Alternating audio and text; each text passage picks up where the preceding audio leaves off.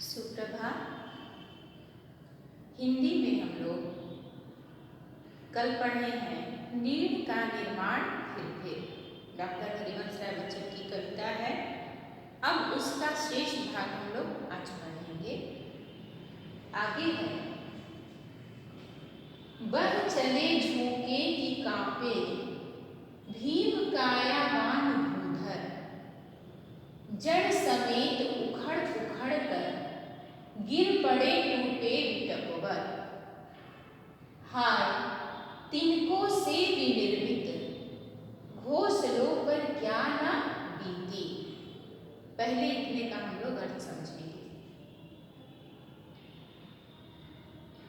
इन पंक्तियों में जो भाव है एक बार उसको हम बताना चाहते हैं कि ये तो पक्षी के माध्यम से हम सबको बताया गया है कि हमको अपने जीवन में क्या करना चाहिए, कैसे करना चाहिए। तो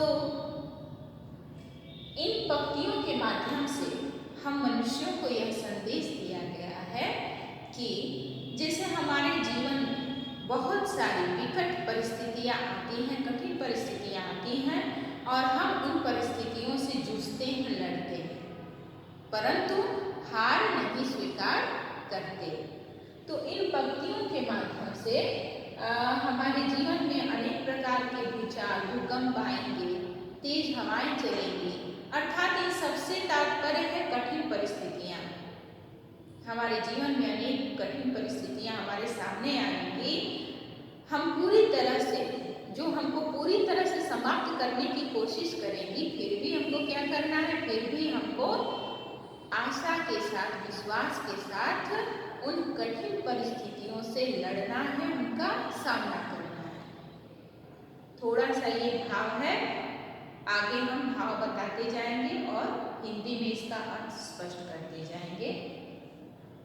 बह चले झोंके की कांपे भीम कायावान भूधर।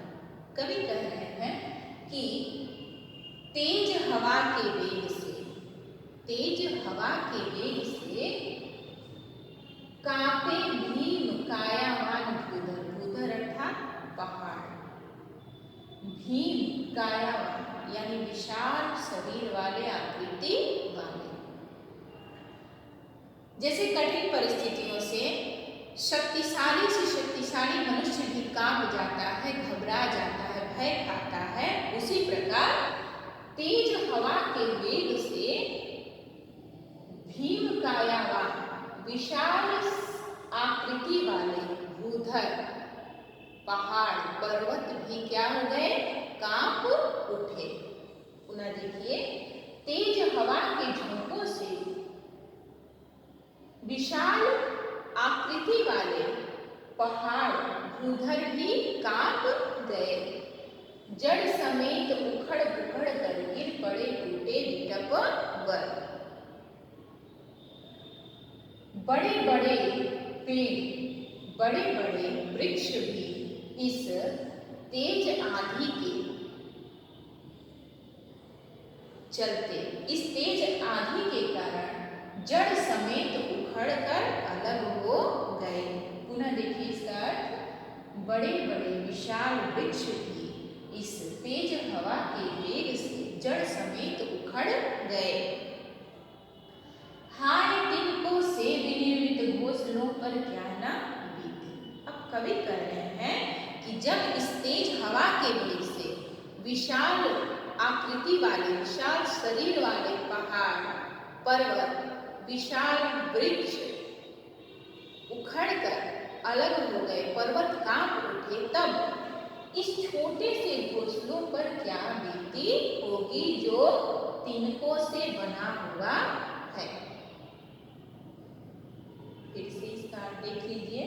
कवि कह रहे हैं कि तेज हवा के झोंकों से विशाल आकृति वाले जितने भी भूधर हैं कांप उठे, जड़ समेत बड़े बड़े वृक्ष भी उखड़ गए। तब इन परिस्थितियों में उन घोंसलों पर क्या बीती होगी, अर्थात उन घोंसलों की क्या दुर्दशा हुई होगी जो केवल तिनकों से निर्मित हुआ है, जिनका निर्माण केवल सूखे पत्तों सूखी घासों से हुआ है। आगे देखिए, डगमगाए जब की कंकड़ ईंट पत्थर के महल पर, बोल आशा के विहंगम किस जगह पर तू छिपा था, जो गगन पर चढ़ उठाता गर्व से निज वक्ष, फिर नीड़ का निर्माण, फिर नीड़ का आह्वान।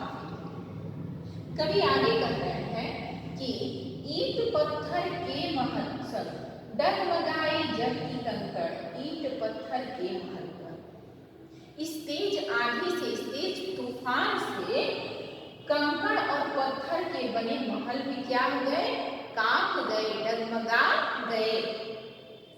बोल आशा के विहंगम किस जगह पर तू छिपा था। अब यहाँ से पहले थोड़ा सा 1 मिनट हम लोग भाव समझने की कोशिश करेंगे कि इन सारी विकट परिस्थितियां, जितनी भी कठिन परिस्थितियां हमारे सामने जब आती हैं तो हम उन परिस्थितियों से, बहुत लोग तो उन परिस्थितियों से घबरा जाते हैं, लेकिन कुछ मनुष्य ऐसे होते हैं जो उन परिस्थितियों का डट कर सामना करते हैं, अर्थात उनके मन में आशा रहता है, उनके मन में आशा रहती है और विश्वास भरा रहता है कि हम इन परिस्थितियों से भी लड़ लेंगे, हम इन परिस्थितियों को भी आसानी से अपने रास्ते से हटा देंगे, हम इन परिस्थितियों का आराम से सामना कर सकेंगे। तो उसी को कवि कह रहे हैं कि जब तेज हवा के चलते विशाल भूधर, विशाल वृक्ष, विशाल बड़े बड़े भवन, जिनका निर्माण ईंट और पत्थरों से हुआ है, सारी चीजें ध्वस्त हो गई, डर गए, कांप गए, उखड़ गए, तब बोल आशा के विहंगम किस जगह पर तू छिपा था।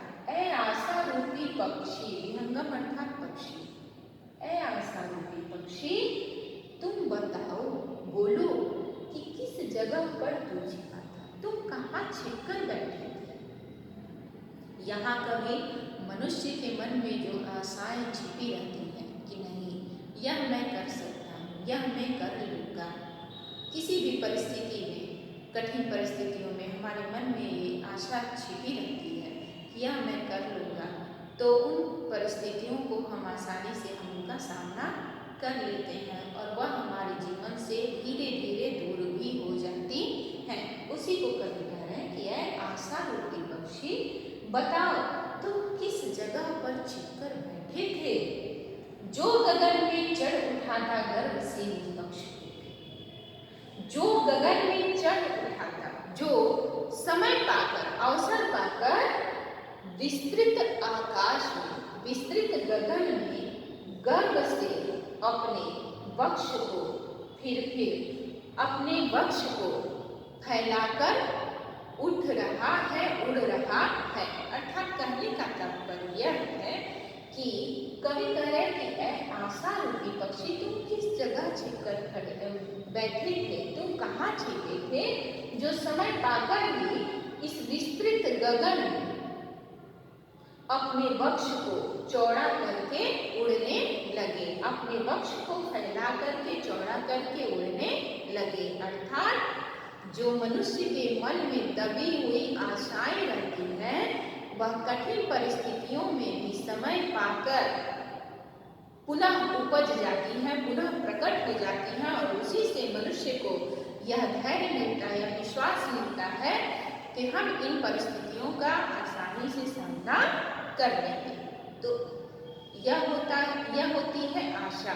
हमारे मन में, सबके मन में आशाएं रहती हैं जो हमको ताकत देती है, जो शक्ति प्रदान करती हैं इन कठिन परिस्थितियों से लड़ने की। एक बार पुनः से इसका अर्थ देखिए, कवि कह रहे हैं कि तेज हवाओं से, तेज तूफान से कंकड़ और पत्थर के बने महल घर भी क्या हो गए, डगमगा गए, हिल गए।